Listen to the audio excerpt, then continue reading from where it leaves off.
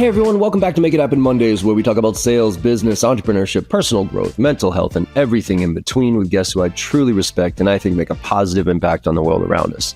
Now, today's guest is Vinnie Romano. He's the co-founder and CMO of MySocial.ai, an AI and machine learning tool that encourages and enables professionals to create consistent, authentic, and relevant content in their tone of voice for their desired audience. Even though his background is in creative advertising and marketing, he's been selling his entire life, so his focus has been on aligning sales and marketing teams, which is a lot of what this conversation revolved around. One of the main questions I had for him was about how important personal branding is going to be in the future, based on everything that AI is doing and how realistic it's becoming. Will authenticity matter more or less? Now, we had some differing opinions on this one that I think you're going to find really interesting. So let's make it happen.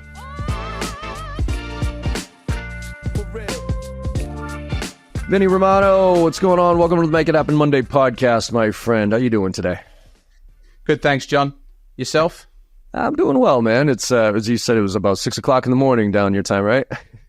6 a.m. here in the sunny Gold Coast of Australia. That's right. You might hear a British accent, but I've been in Australia now for over 11 years. So they start earlier over here. Love it. Are you so Gold Coast? Is it Melbourne, Sydney? I know Melbourne and Sydney, but where's the Gold Coast as it relates? Gold Coast is 1 hour south of Brisbane, which is the third largest city of Australia, but 9 hours north of Sydney drive. Yeah, my wife actually did study abroad in Brisbane, so she's very familiar. Okay. And I've been down there a few times. So my daughter's dream is to go to Australia because she thinks it's filled with koalas. So. Well, it is. She's not wrong. She's not wrong. Love it, man. Well, Vinnie, look, we connected a little while ago. I think, one of the things we're going to get into is, sales and marketing alignment and personal branding and how it's all evolved quite rapidly with, the advent of AI. But before we get into that, always love the origin story, man. Talk to us about where you grew up, where you're coming from, parents, where'd you catch the bug for the entrepreneur or the sales bug for you, and then we'll take it from there. Sure. Grew up in London. Got my first job at the age of 16 or 17 selling mobile phones, cell phones from a store back in the day when you were selling mobile phones or cell phones. That was really a push from my old man. He sort of noticed something in me that I might thrive or excel in that kind of environment. How'd you know at that age? But I suppose he knew me pretty well because I did pretty good. That was a good sort of launch pad. Going up and needing to talk to customers within 2 minutes of them entering the store and opening up a conversation. They're there for a reason, but don't push too hard, that kind of thing. And really started working in sales. From that point on, you would see me switching between cell phones to then property, leasing manager, negotiator, to even one of my jobs before university was knocking on doors, selling gas and electricity, where I learned the skill of not getting a door slammed in your face and having to build rapport within 5 seconds. I always say door-to-door sales is like the purest form of sales, man. Anytime somebody comes to my door, I'm like, look, I'm not gonna buy whatever you're selling me, but I gotta give you props. Like, good for you. Keep going. You can do this. I know how brutal it is. So I'm torn as to how either scared or excited I would be to knock on your door. I'm a pushover, man. You'd appreciate it because you are, up there on the sales spectrum. They say that salespeople are the most appreciative of sales. They're the most susceptible. They're the most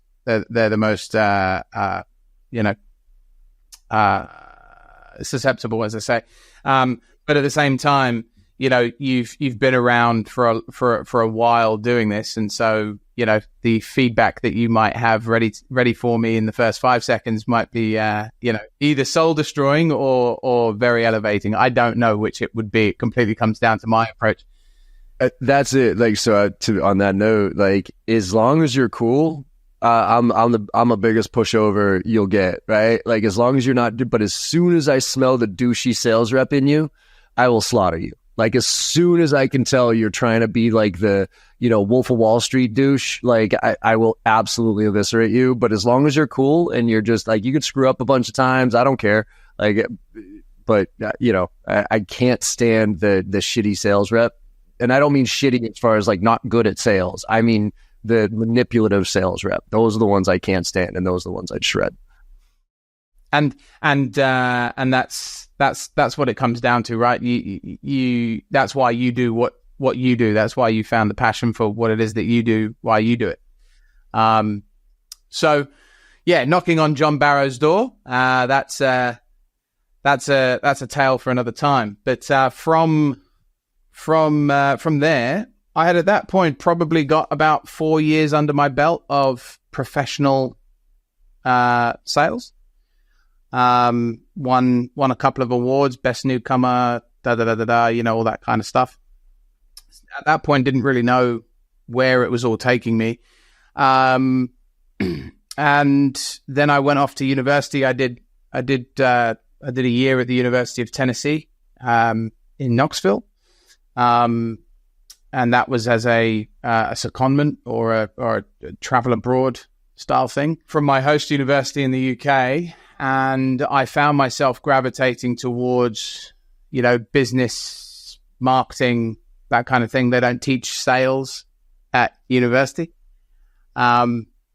which is a whole other topic. They're getting there. But States, we got about 200 schools you can get it here in the States, but it still needs to be a lot. Okay. Oh, yeah. Yeah, cool. Yeah. Okay, cool. As like a full-on university degree? Yeah. Wow. Okay. Yeah, some of them are more minors, but there's about 200 schools that have a sales degree associated with them. Purdue and a bunch of others here. One up here that I'm associated with here in Massachusetts, which is pretty cool. So, yeah, that's awesome. That's awesome because it's one of those. It's one of those things. It's one of those skills. I wholeheartedly believe if you can harness how to sell, again to your point, not Wolf of Wall Street, douchey, as you say, style selling. If you can harness how to do it and it be natural, and find your own natural way of selling with a little bit of guidance, particularly from a school.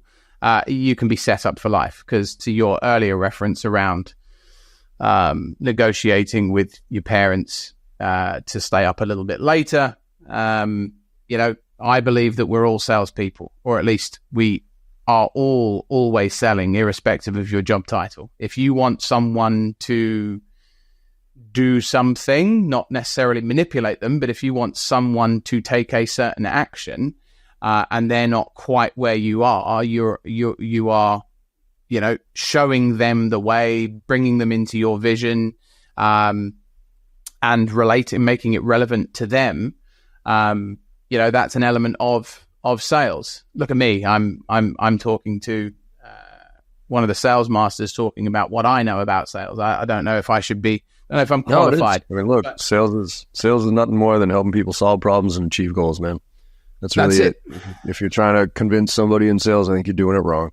So with social, with MySocial, like, how did that come about, right? Because you've talked as we were talking through this.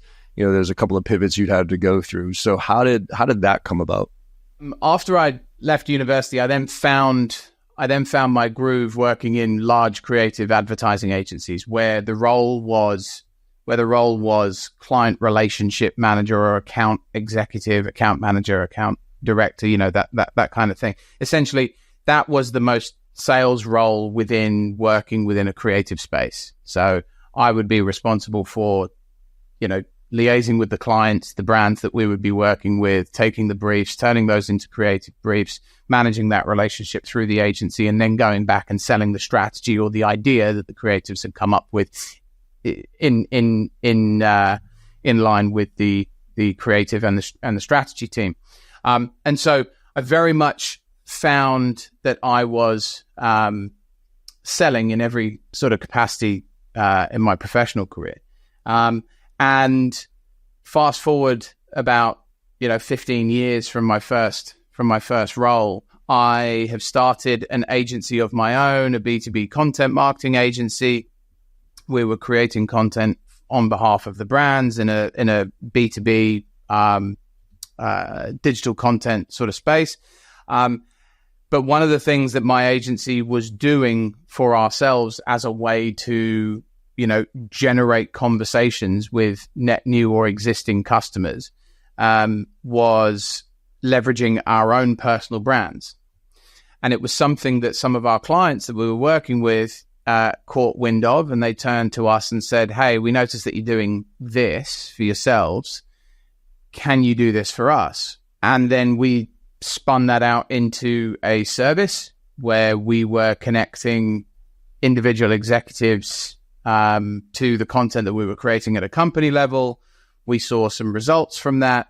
And through the tenure of my time at that agency, which I exited in 2015, I look back at that and wish I had made more of an effort on that particular service. I think it could have been done a lot better.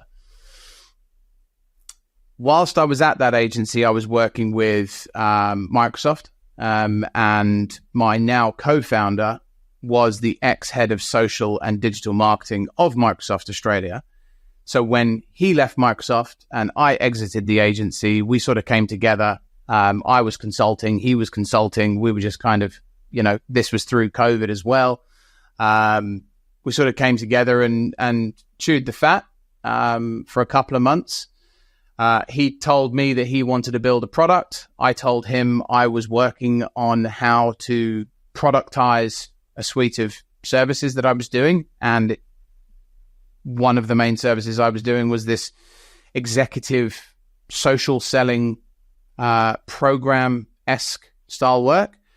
And the idea of MySocial was born. We incorporated it, launched the business, started working with a number of different clients, and we were off to the races in terms of starting to build a product around how do we democratize social selling, which means different things to different people. But in the broader sense of the term, how do we help more people find the time to create consistent, authentic, and relevant content from their profiles if they are in a sales or a leadership capacity, because we know that it works in modern day sales and marketing in terms of raising your profile, raising your notoriety, helping people from every part of the buying journey, specifically in B2B, helping people see and consume and be exposed to the thoughts of the individuals that work at your organization at scale. One of the points that you made earlier, you have 50 megaphones. Why aren't you using them? This is something that I say all the time in slightly different words. But what we bring to the table is that we understand that it works as a great sales tactic if you can factor it into everything else that you're required to do. The idea is that I don't know any B2B salesperson, you correct me if I'm wrong, but I don't know any B2B salesperson that isn't already using LinkedIn, even in the most basic and free version of LinkedIn. I don't know a single B2B salesperson that isn't using LinkedIn to at least prospect, to at least find names of people that they're trying to target, at the very least, right? And so if you're already using LinkedIn and you're sending out connection requests, and then you're doing the thing that 99% of salespeople do, which is either as soon as they accept, you slap them with a pitch slap, and you say, and you talk nothing about them and you talk only about yourself, you are doing it wrong, right? Because no one gives a shit.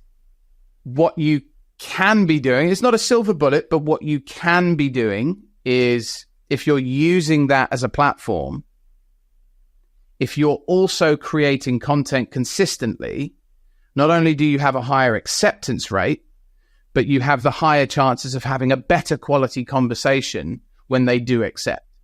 And it's that insight that we have latched onto, but then on the flip side of that, we also understand that marketers in B2B generally are smaller teams than the sales teams. That makes sense. They're responsible for a lot more than just traditional marketing. Marketers are no longer just the coloring in department and working with agencies. They're responsible for a lot more. They've got a smaller team. We are consistently as marketers told to do more with less. One of the first things that gets cut from the budget is marketing spend. And so to your point, if we can find that alignment between salespeople, you're already doing it, you're already on LinkedIn, if you create content, you're going to have a better chance at genuinely connecting. Marketers, you've got all of these fantastic salespeople that are already doing the activity.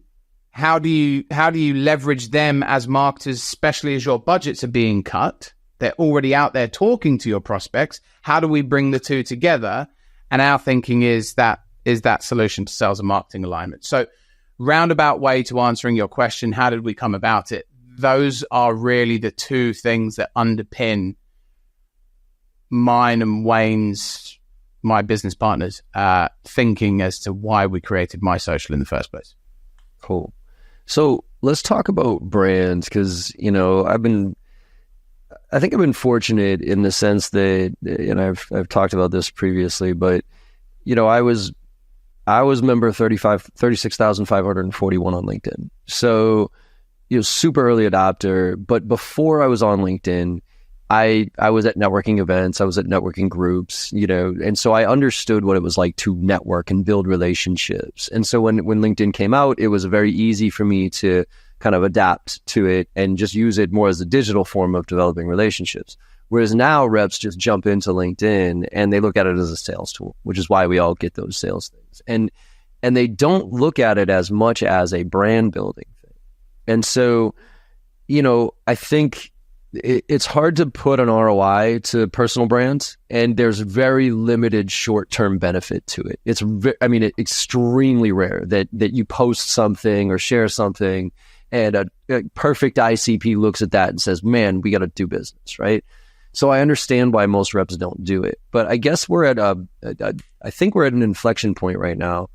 And I'm curious from your perspective, with the advent of AI and the fact that there will be quote unquote influencers that are AI driven. Like I actually even know what I'm doing. So I got a lot of sponsors, that type of stuff. And I stand up, I give my pitch to them, and I use their product and it's authentic because I won't work with anybody who doesn't. But quite frankly, influencers are a pain in the ass. There's certain things I don't want to post. There's certain times of the day I don't feel like doing it. So for the brand to work with somebody like me is a challenge.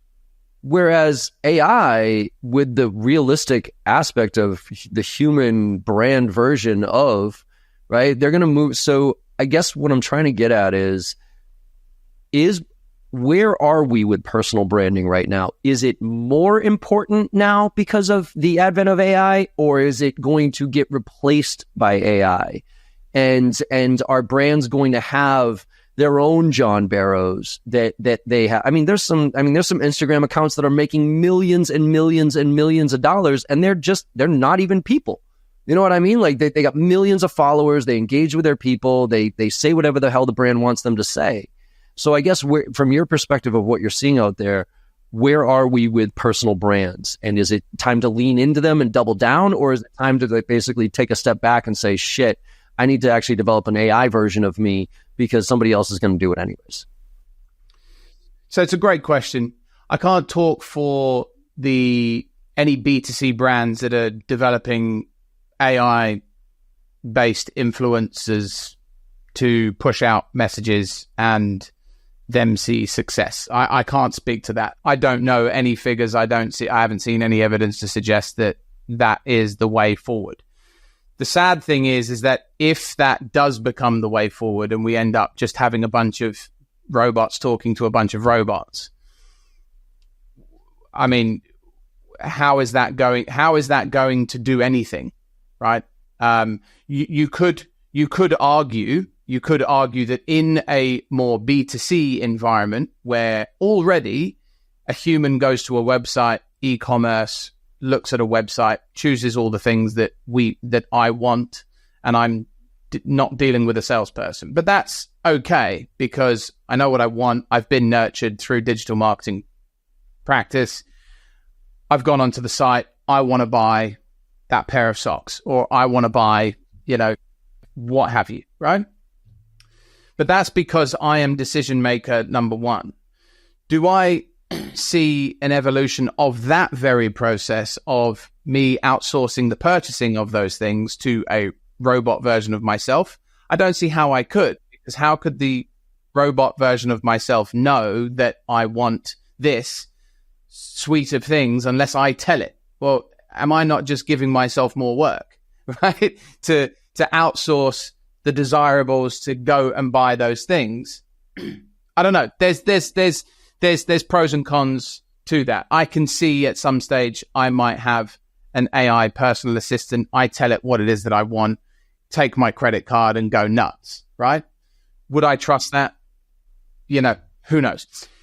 But if we're talking specifically in B2B, where sales cycles are longer, cost of sale is higher, and there are more people involved in the decision-making process, I believe Gartner's latest number was 9.5, maybe 10.5 decision makers in any B2B decision-making process.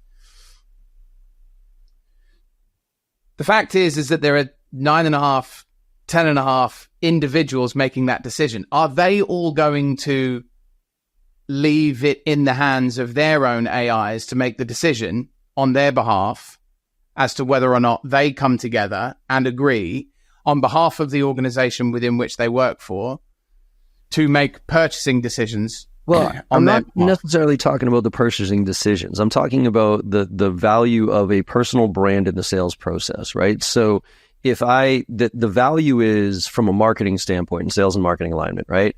Is I'm out there with my brand. It's an impression point. Every time I post, every time I share something, hopefully it leaves an impression where there's more of a comfort level, a familiarity level, a trust level with me, so that when I send you that email, when I make that phone call, when I'm involved in the sales process, you tend to gravitate towards somebody you trust because you just feel like you know me because I'm out there on social all the time, right?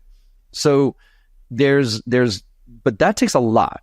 I've been doing this for 20 years. I've been posting on LinkedIn since 2000, whatever, right? 2 or something like that.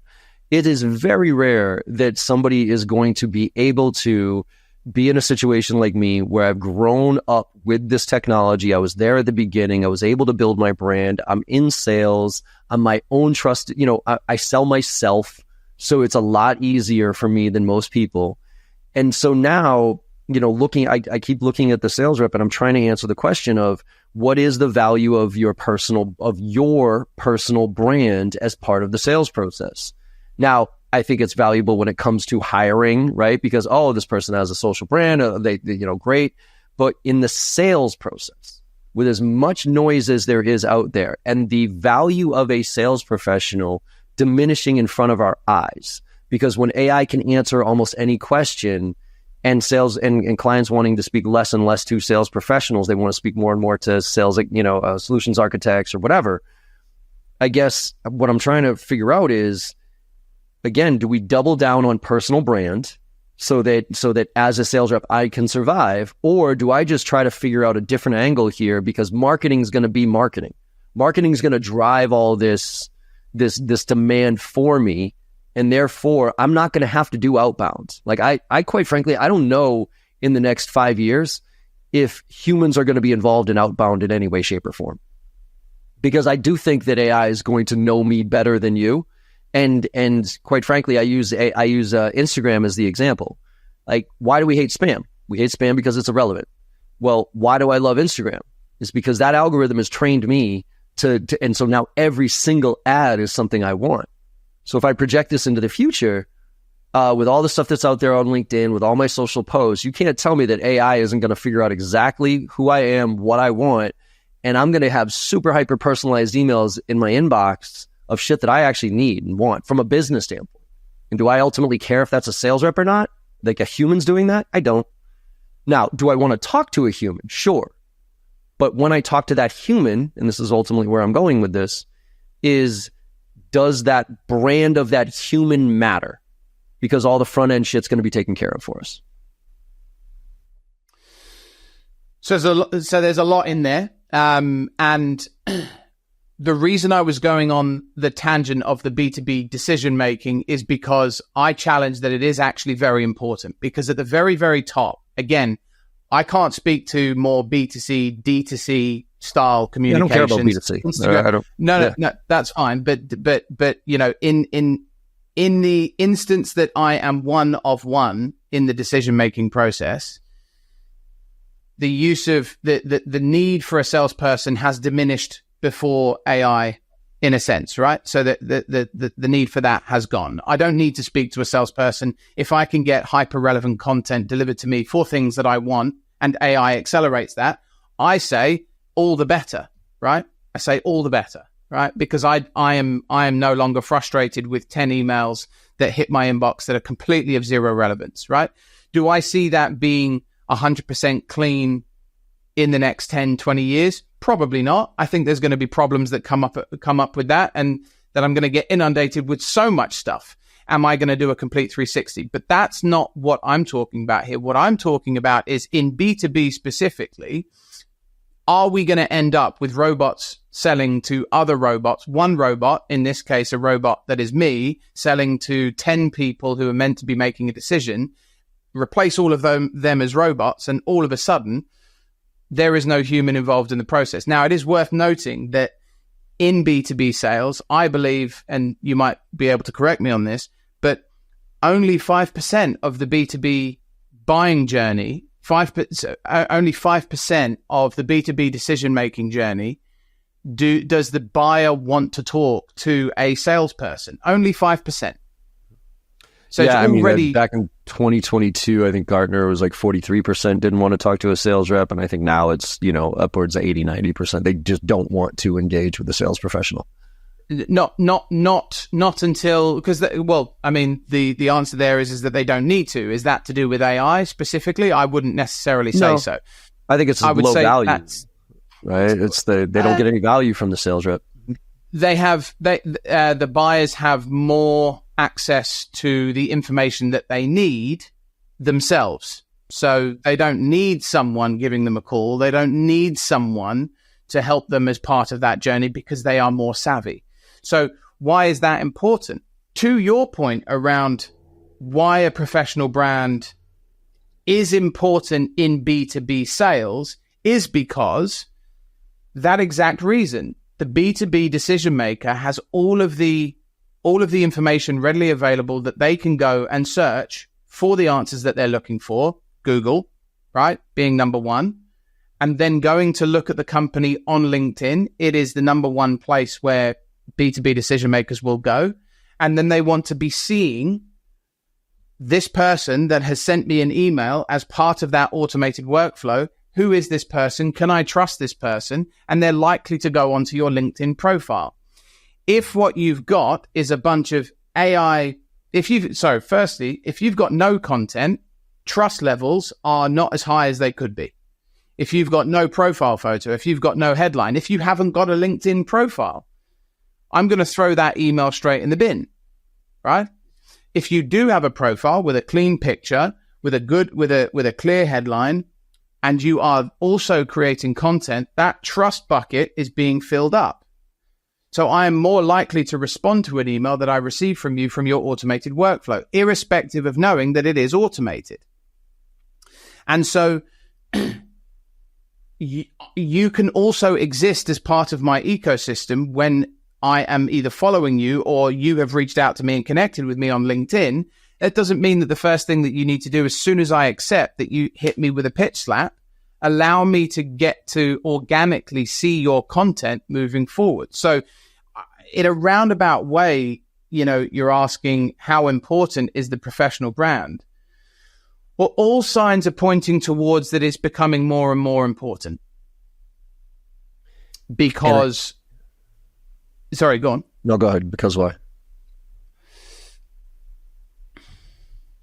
Because at the end of the day, people buy from people. Yes.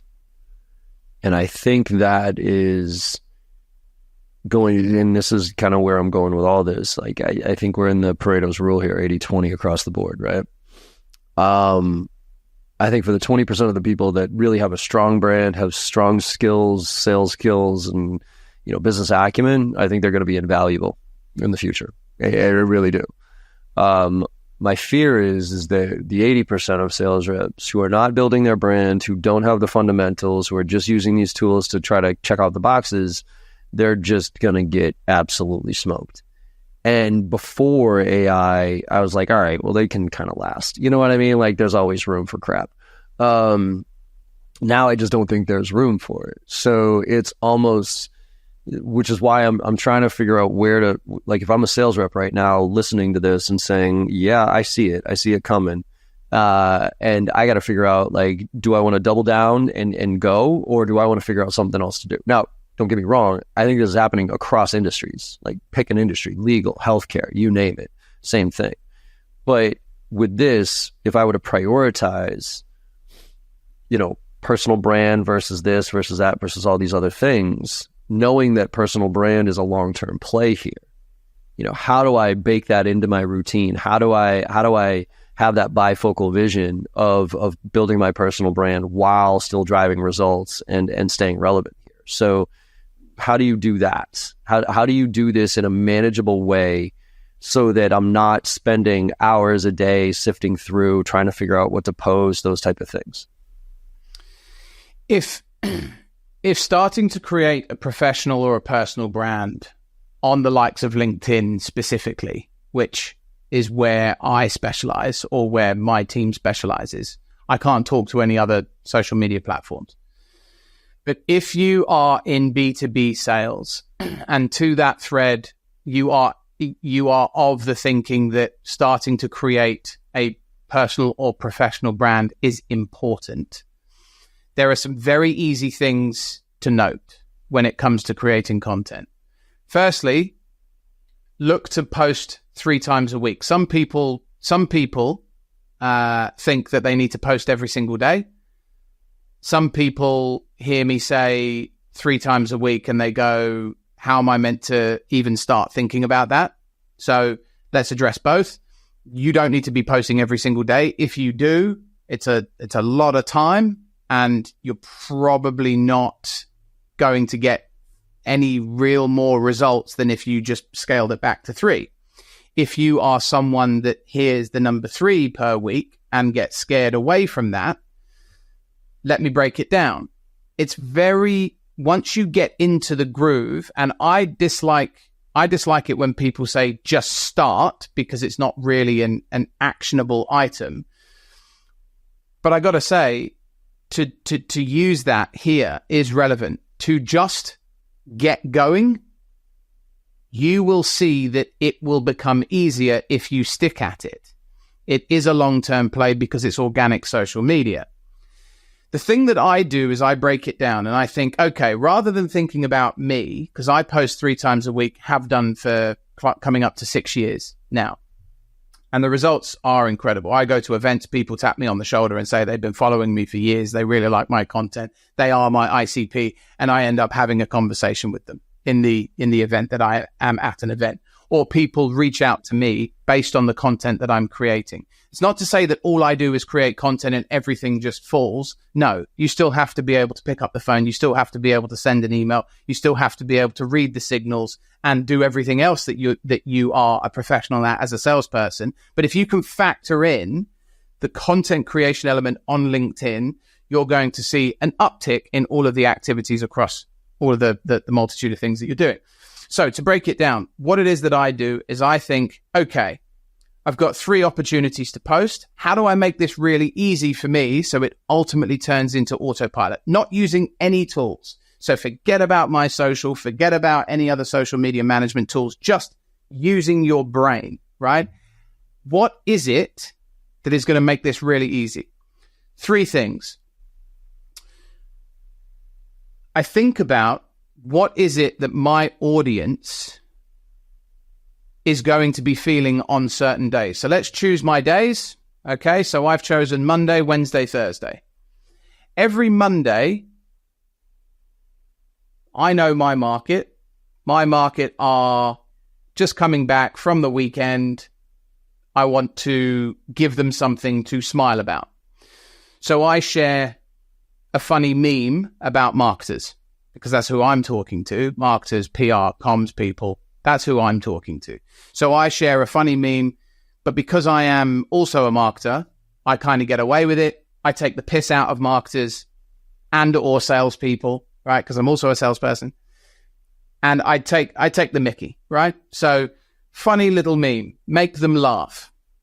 Every Wednesday, best day, midday of mid of the week is the best time apparently to be communicating with your prospects in terms of sharing valuable information. So, you know, it's still the best time of the week and best time of the day to be sharing, to be sending emails, prospecting, middle of the week, middle of the day. So on Wednesday, I want my audience to learn. So I am part of a podcast. I'm a co-host of a podcast, and I share a recent conversation that I've had with someone where I've learned something I'm learning in public. So by me learning, they are also learning. And then every Thursday, I want my audience to listen. I want them to listen to something about what it is that I can do for them. So whether that's sharing a testimonial of what one of my customers has said about what it is that we've done for them and the results that we've helped them achieve, or a new feature or product release, whatever it might be. So I use this 3L framework of I want them to laugh, I want them to learn, I want them to listen. And by using that 3L framework, it then becomes very easy, because it almost becomes something that you start looking out for and knowing in the back of your mind, oh, I have my 3Ls I need to fill next week. What do I have? And you start doing things to create that content. It's not to say that you start doing it just for the sake of it, but you actually start to see, okay, I'm now putting myself in this position because I know I'm looking to fulfill that framework. You don't have to use 3Ls. Find your own one. But that's what I do. I make it really, really bloody easy. Yeah, I think it's interesting because I reflect on that on on the newsletter that I put out there, right? And in the newsletter, it is a tactical tip, a new tech or tool or resource, and a story, right? And I call it Sales from the Streets. And Sales from the Streets is always something from this week. So I write it on Friday for a Saturday delivery, but I always think through this week, like what's a sales story that I experienced this week, whether it was a meeting with a client or whatever. So I'm very conscious throughout that week of like, oh, I gotta jot that one down. Like, yep, okay, yeah. there it is. Same so thing with the sales tool. You're starting to think about those things as and when they happen, because you know that you've got a time on a Friday coming up where you're going to have to sit down and think about this. So to make that part easier, you're thinking throughout the week, what can I add to those bits? Yeah, exactly. Yeah, and I think the learn part is the easiest. That's the transition that I try to help people make is, don't post because I think the fear a lot of people have is like, who am I? Like, who am I to post shit? Nobody, like I'm not the thought leader or whatever. And you don't have to be. Quite frankly, it actually comes across usually pretty bad when you try to tell people how smart you are. But the learn part is where I think it's the easiest. And this is actually how it combines business acumen and branding, is if you follow the other thought leaders in your space, right? So if I'm I'm going to follow all the thought leaders in sales, and I'm going to consume their content with the focus on learning something. And then when I learn something, that's when I share it with a little bit of context. Hey, really interesting post here by Vinny. Some of my key takeaways were XYZ, whatever. And I always joke with people. I go, look, I write a blog. It's a pain in the ass. It takes me like 3 to 4 hours to write this fucking newsletter. It's a wicked, I enjoy it, but it's a royal pain in the ass.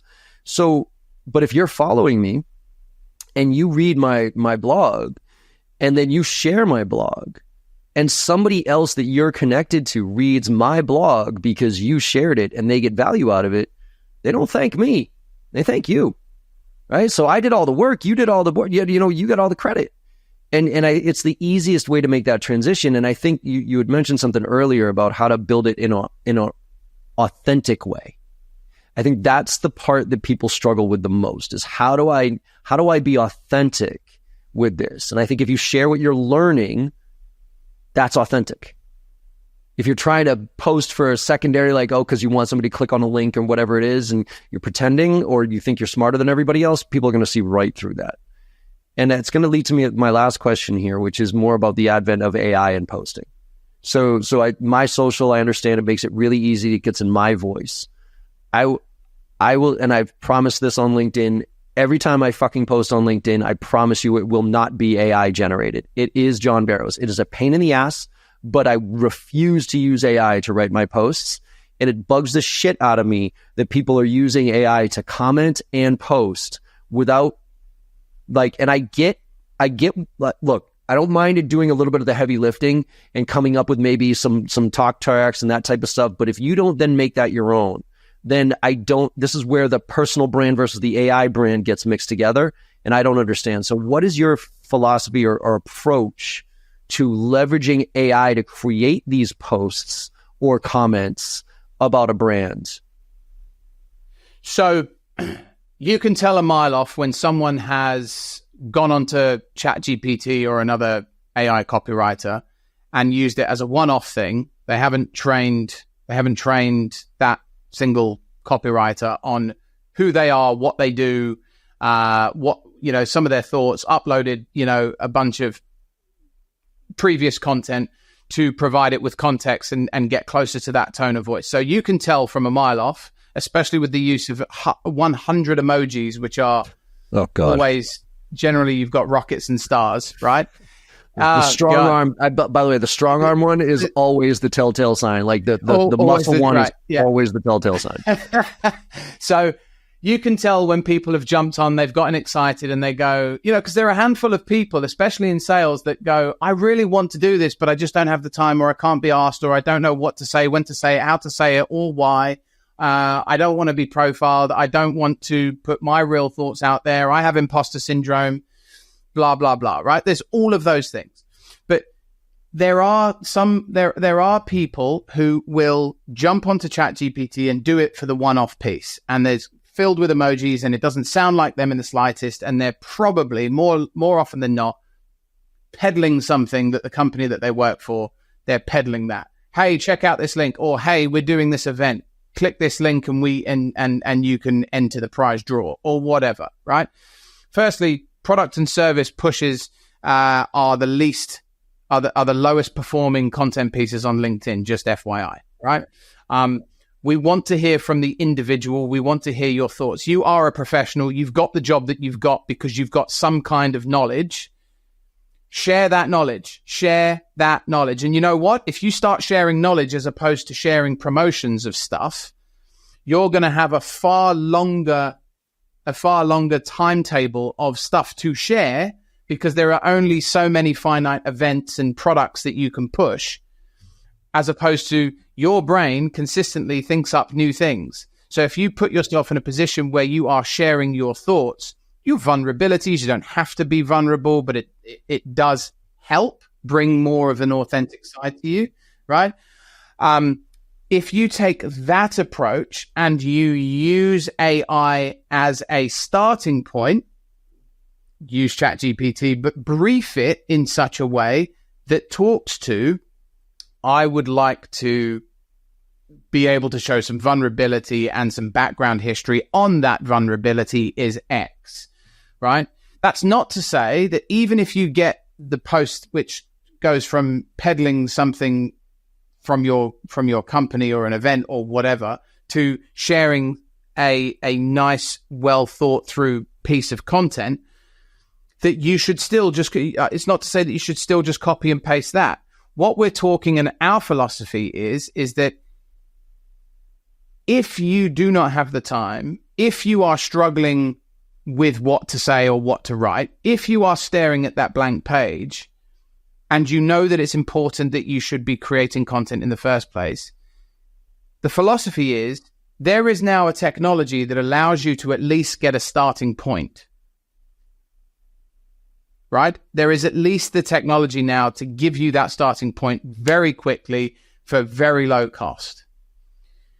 It's not to say be lazy with it, because if you're going to be lazy with it, you might as well not do it at all. Well, it's kind of like cadences, right? It's like you could blast out a million, you get this great cadence tool. And yes, it can send out super, multi-touch, different things, and you can do it at scale. You could send out 500. But marketers can do that. And they can actually do it better than we can as sales professionals, because marketers are actually going to pay attention to the clicks and what people are responding to and make adjustments, where sales reps are just going to push the button. It's the same thing with brands. It's like, yes, again, that's why I go back to the AI version. If you're just going to do that, like you said, like just to let the AI, then what the do I need you for? I do not need you. If you can't have your own personal authentic brand, then yes, AI is better than you. And I think that's where the augmentation versus automation. If you can augment and give me insights and if you can use AI as a learning tool, so that you're not just getting the information, but you're actually learning from the information that it's presenting, and then putting a little bit of context around it with your flavor. Now it's a superpower. But if it's I'm too lazy and I'm just going to do this, then quite frankly, you are working yourself out of a job pretty quick. You are, and I dare suggest that you shouldn't be in B2B sales if that's the approach that you're going to take. I agree. It's a bold thing to say. Some people might get offended by that, but it's probably not for you. Literally, fuck them. It goes back to that 80-20 rule, right? I honestly think that 20%, if you're willing to put in the work, if you're willing to really do the job, then I think you're going to be invaluable. I think you'll be able to make a shitload of money, but also, even more importantly, be insanely valuable to the market. And I mean that to customers, to partners, to employees or employers. But the other 80% that are literally just looking for the easy button are just getting replaced. And I think, go ahead. Sorry, I was just going to say, I think it's worth noting here, and a lot of people think that they need to do it in order to become or maintain some thought leadership status. Can I just say to anyone that's listening, forget about thought leadership. It's not about thought leadership. Until you understand what it genuinely means to be a thought leader, forget about it. It is not as important. People say to me that, ask me, am I a thought leader? I say, I don't believe that I am. I don't believe I am. What I'm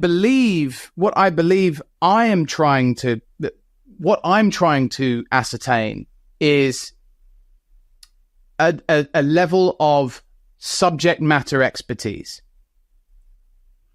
By understanding that I am aspiring to be a subject matter expert in a certain area, which again, I don't believe you can ever, firstly, you can never call yourself a subject matter expert, I don't believe. And I don't believe you can ever call yourself a thought leader. If you do, you're not. People have to do that for you. Yeah, People exactly. have to give you that title, right? Yeah. So don't go out there calling yourself a subject matter expert or a thought leader.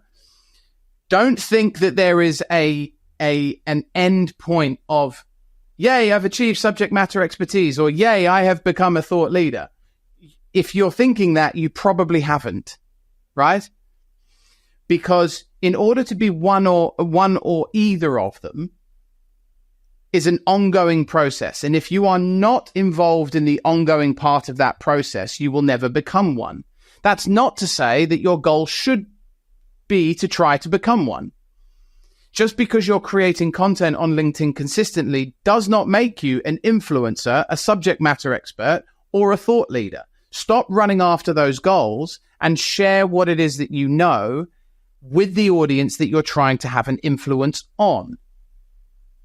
That's it. That's all you've got to do. If you do that, and if you commit to doing some of that, you will be a better salesperson, you will be a better marketer, you will be a better professional as a result, because of the cathartic nature of writing stuff down, use some AI to help you get some thought starters, but just be consistent with the creation of that content and putting those ideas out with the goal to generate or continue conversations in a professional sense. That's it. That's it. Yeah, I think people overthink it, man. I think, like, to your point, anybody who says they're a thought leader ain't a thought leader in my space. I don't even consider myself. I'm just curious. I'm a guy with a mic who's curious, right? Call me a thought leader if you want, but the reason I would say thought leader is because I'm trying to think. I'm trying to lead myself, quite frankly, with my own development, and it just so happens I'm okay at sharing it with other people. So, Vinnie, it's been great talking to you, man. We got to wrap this one up. Where can people find out more information about you, about MySocial, about what you're doing out there, so they can learn more?